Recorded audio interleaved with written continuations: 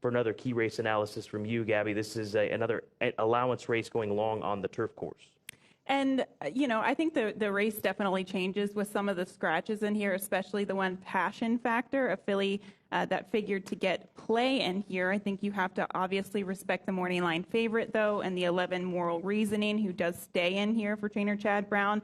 Had a big win yesterday with Gray's Creek closing from off of the pace. So you obviously have to respect that filly in here as well. But the 9 Ella Brilla I thought was very intriguing. Just looking at her running lines, especially who she's competed against. Eve of War 2 starts back, a very, very good field. In her last race, the first level allowance, I thought that was a very tough field. We'll show you one of her races in Ella Brilla. But her last race in particular, I thought was okay, in which she kind of just sat from off of the pace. One thing to kind of pay attention to, we see some similar running lines with the number 1 in race 5. So make sure you kind of pay attention as you're following along how the 1 in the 5th race performs, and then I think it'll be a good indication of what we might see with the 9 Ella Brilla. But, Scott, some of these, I know we don't have any graded stakes races on today's card. We're going to get to that tomorrow, but some of these allowance races are really tough to get through, because not only is it hard to decipher class because these horses are coming in from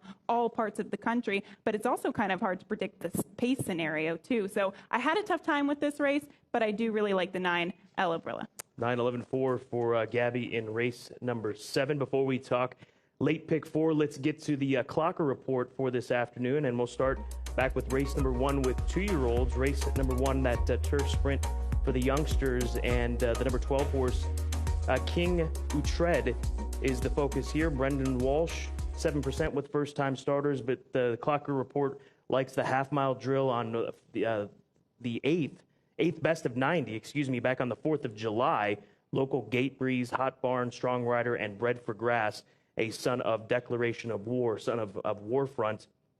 So watch out for the 12 with Joel Rosario. And then in race number 5, Abietsu, a good local breeze, easy half mile, shrewd trainer, gets back to preferred surface. So Clocker reports telling you look at the 12 in the opener and the 3 in race number 5.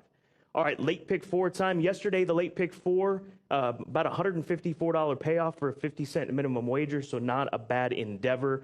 But I think that this one's a little bit tougher. I know I'm going to single because I'm going to take a stand to try to spread out a little bit later on, Gabby, but how did you approach this one? I thought you said yesterday you don't single horses. I normally don't, it's a positive sign. All right, we shall see about that. $36 is going to be the play for me. I did not find a single today. I thought it was a very challenging sequence. 3 horses in the 6th race with the 1, 7, and the 8. The 7 Bestow is going to be kind of my price play in there for Brett Calhoun getting to the dirt and his second start.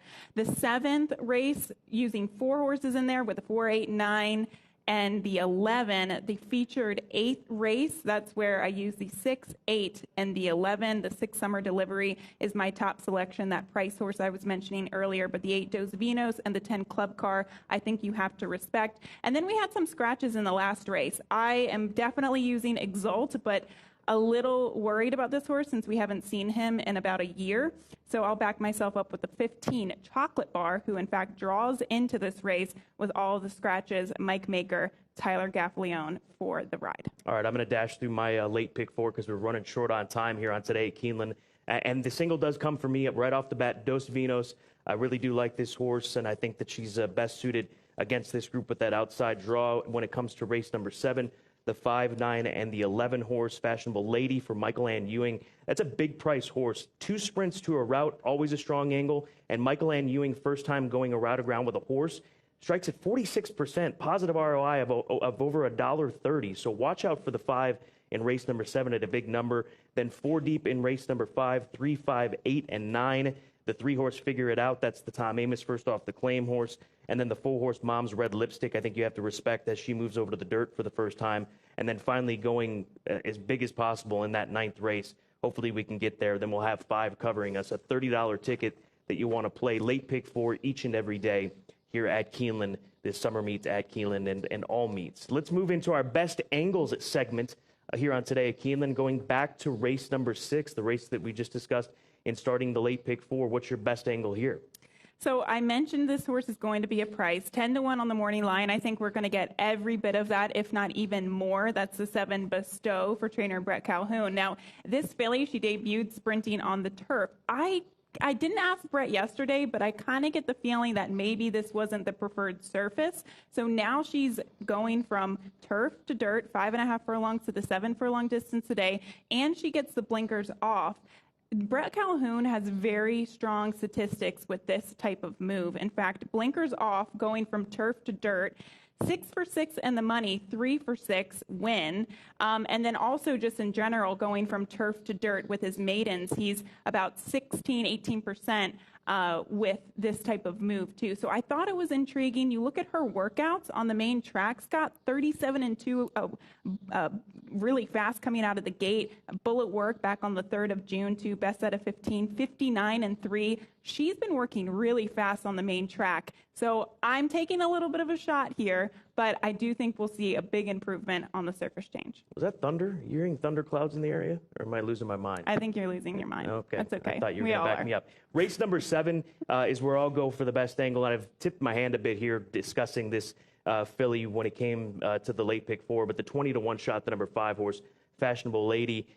Florent Giroux sticks with this filly. She sprung a big upset on debut back in June of last year. She was 32-1. Her second career start, first try against winners, was good. Obviously, it gets more difficult as you climb the ranks. And here is her race. She was down on the inside, and this is her trying to make up ground and pick off these horses, which obviously every time you win a race, it becomes more difficult to win that next race. So I think you watch out for this filly on the stretch out to a route of ground. I think she's got a big look in here, does Fashionable Lady, as we take a look back at that 20th of June performance. But that filly will be a price with Florent in the saddle. Michael Ann Ewing, fantastic, the trainer, when routing a horse for the first time. 46% win percentage. It's just something you normally do not see. So those are our best angle segments. Let's take a look at Tom Leach's pick of this Thursday card, and he is going to go to race number 6. A lot of focus in race number 6 today. He likes the number 5 horse, Saint Sation.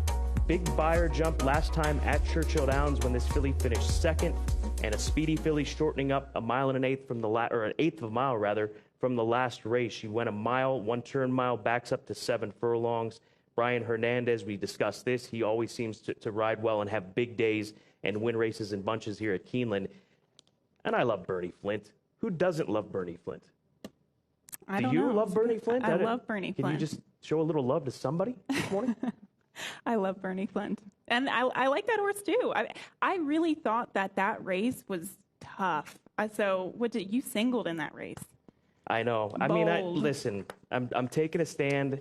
You got to take a stand at some point in time. That or you're going to be spending, I mean, I'm not trying to talk you off of spending $72, $100+ on the late pick 4, because I do think it might be that. But if the 8 wins there, then she's probably going to be the favorite. But if you beat her, that price will play bigger in the late pick 4. Would you not agree? If you're able to beat Dos Vinos?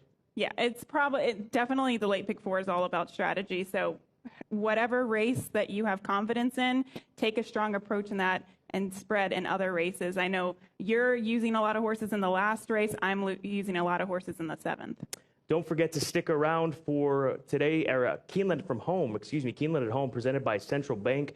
Our colleague and good friend Christina Blacker will be hosting that via social media. We showed you how you could follow Keeneland on Facebook, on Twitter, and the various other outlets. So stick around for that. And more analysis from top handicappers, including Ellis Starr, the Uber handicapper on Twitter, and Christina Blacker, always coming with strong angles and strong opinions. So stick around for that today. We can never have enough information when it comes to handicapping these races, right, Gabby? Absolutely not. I mean, they're so challenging, so it's good to get a comprehensive look. Thanks for joining us here on Today at Keeneland. Enjoy the races. First post just past 1 o'clock Eastern Time.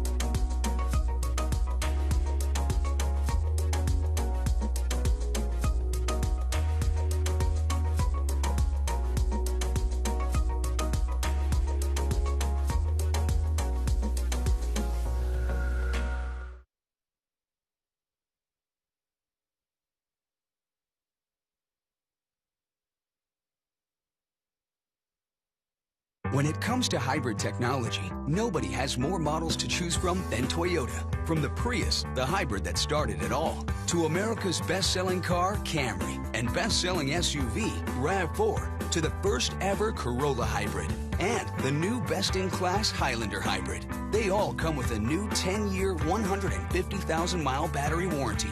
For all Toyota offers, see your Toyota dealer or go to buyatoyota.com. Today, tomorrow, Toyota.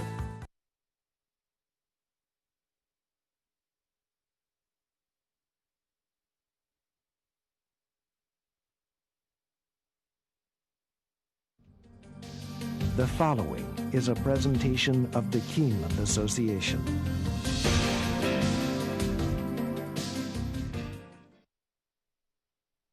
Ladies and gentlemen, welcome to Keeneland Racecourse. At this time, we ask that you would please rise in tribute to our national anthem.